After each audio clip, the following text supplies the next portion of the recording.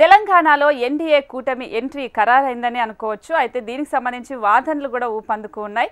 అయితే Jubilee hills కి సంబంధించి టీడీపీ అలాగే జనసేనకు సంబంధించి కూడా దీనికి సంబంధించిన వాటి సంబంధించి అయితే జరుగుతూ ఉన్నాయి. సో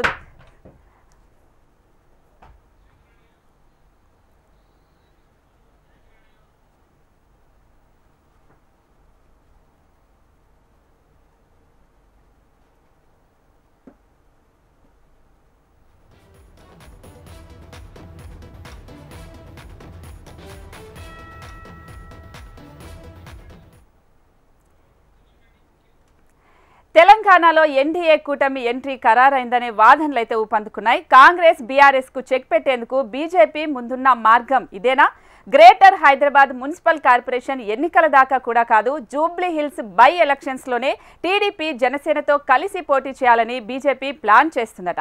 జూబ్లీ హిల్స్ ఉప ఎన్నికలు, జీహెచ్ఎంసీ ఎన్నికల్లో టీడీపీ జనసేనతో కలిసి పోటీపై చర్చిస్తామని బీజేపీ సీనియర్ నేత డాక్టర్ లక్ష్మణ్ తెలిపారు. తెలంగాణలో కూటమి పోటీపై ఇటీవల చంద్రబాబుతో కిషన్ రెడ్డి చర్చలు జరిపారు. ఇది జరిగిన 2 రోజుల్లోనే విశాఖలోని ఒక కార్యక్రమంలో పాల్గొన్న లక్ష్మణ్ ఈ కామెంట్స్ చేశారు. తాజాగా డాక్టర్ లక్ష్మణ్ చేసిన ఈ వ్యాఖ్యలతో తెలంగాణలో ఎన్డీఏ కూటమి పోటీపై రాజకీయ వర్గాల్లో చర్చ మొదలైంది.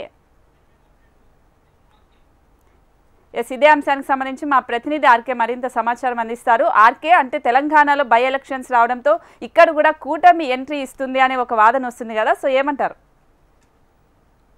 మరొక ఆసక్తికరమైన రాజకీయ చర్చ తెలంగాణలో ప్రారంభమైందని చెప్పాలి. గతంలో ఒక వెలిగిన టీడీపీ ప్రస్తుతం మరొకసారి తెలంగాణలోకి ఎంటర్ అయ్యే అవకాశాలు అయితే స్పష్టంగా కనిపిస్తున్నాయి. అయితే సింగిల్గా కాదు, ఈసారి గతంలో ఏపీలో ఏదైతే కూటమి ఏర్పడి బీజేపీ, టీడీపీ, జనసేన ఈ 3 కలిపి కూటమిగా ఏర్పడి ఏ విధంగా అధికారంలోకి రావడం జరిగిందో ఈసారి కూడా ఇక్కడ అదే తరహాలో బీజేపీ, టీడీపీ, జనసేన ఈ 3 కలిపి తెలంగాణలో అధికారంలోకి రావడానికైతే విశ్వ ప్రయత్నాలు చేస్తున్నారు. వాస్తవానికి ఈ ప్రపోజల్ గత ఎన్నికల్లోనే, అంటే 2023 తెలంగాణ ఎన్నికల్లోనే ఈ ప్రపోజల్ అయితే రావడం జరిగింది. అప్పుడు చంద్రబాబు నాయుడు బీజేపీ అధిష్టానం వద్దకు ఈ ఏదైతే తమ నిర్ణయాన్ని తీసుకెళ్ళడం జరిగింది. కానీ అప్పుడు తెలంగాణకు సంబంధించిన బీజేపీ పెద్దలు ఎవరైతే ఉన్నారో బీజేపీ నేతలు ఆ పెద్దల దగ్గరికి వెళ్ళి అధిష్టానం వద్దకు వెళ్ళి ప్రస్తుతం ఉన్న పరిస్థితిలో బీజేపీ చాలా బలంగా ఉంది కాబట్టి ఖచ్చితంగా బీజేపీ సింగిల్గానే పోటీ చేస్తున్నట్టు కూడా చెప్పుకుంటూ రావడం జరిగింది. అయినప్పటికీ కూడా బీజేపీ 8 ఎమ్మెల్యే స్థానాల్లో అలాగే ఎంపీ స్థానాలు 8 కైవసం చేసుకోవడం జరిగింది.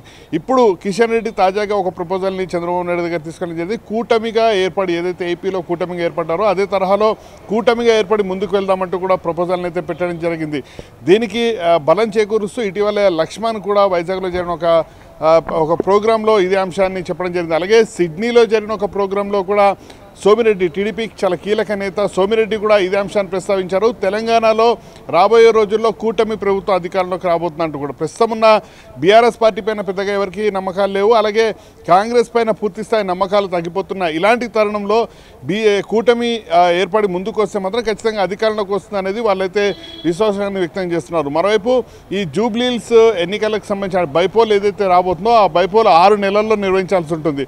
ఏకగ్రీవం కాని పక్షంలో మాత్రం ఖచ్చితంగా ఎన్నికలకు వెళ్లాల్సి ఉంటుంది. కాబట్టి ఈ ఎన్నికల దగ్గర నుంచే పూర్తి స్థాయిలో కూటమి ముందుకు వెళ్లాలని అయితే నిర్ణయించుకోవడం జరిగింది. దానికి తగ్గట్టుగానే పూర్తి స్థాయి ప్రణాళికలను సిద్ధం చేసుకున్నారు. బీజేపీకి సంబంధించి జూబ్లీహిల్స్ నుంచి లంకెల దీపక్ రెడ్డి అయితే ఇప్పటికే ఆశావాహులుగా ఉన్నారు. గతంలో టీడీపీలో ఆయన పనిచేసిన సమయంలో కూడా జూబ్లీహిల్స్ నుంచి కూడా ఆయన బరిలోకి దిగడం జరిగింది. కాబట్టి ఖచ్చితంగా బీజేపీకి సంబంధించిన అభ్యర్థిని ఇక్కడ నిలబెట్టి టీడీపీ, జనసేన సపోర్ట్ తీసుకోవాలని చూస్తున్నారు.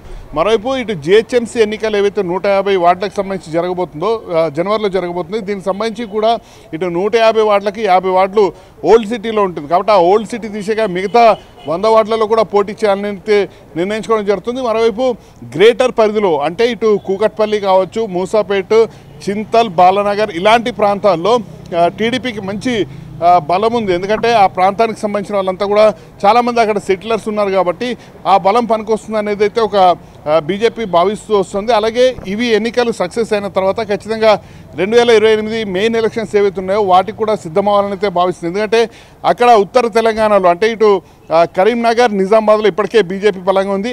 అక్కడ కింద స్థాయి క్యాడర్ ఇప్పటికీ టీడీపీకి చాలా కంచుకోట అనే చెప్పాల్సి ఉంటుంది. అలాగే ఖమ్మంలో కూడా టీడీపీ కింద స్థాయి క్యాడర్ చాలా బలంగా ఉంటుంది. కాబట్టి ఈ బలమంతా కలిస్తే రాబోయే రోజుల్లో ఇటు జనసేనను కూడా కలుపుకుని వెళ్తే, జనసేనకు సంబంధించి యూత్ ఓట్లు ఎక్కువగా ఉంటాయి కాబట్టి ఇవన్నీ కూడా కలుపుకుని వెళ్తే బీజేపీ అంటే కూటమి ప్రభుత్వానికి చాలా వరకు కూడా లాభిస్తుందనే భావన అయితే ఉంది. ఇటు రాజకీయ విశ్లేషకులు కూడా ఇదే అంశాన్ని ప్రస్తావిస్తున్నారు. కాబట్టి ఏదైతే జూబ్లీహిల్స్ జరగబోయే బైపోల్ ఎలక్షన్స్ ఉన్నాయో దాని నుంచే బేస్ చేసుకుని కూటమి ఏదైతే ఉందో కూటమి తమ రాజకీయ అడుగులన్నీ కూడా తెలంగాణలో వేయడానికైతే సిద్ధమవుతుందని చెప్పాల్సి ఉంటుంది.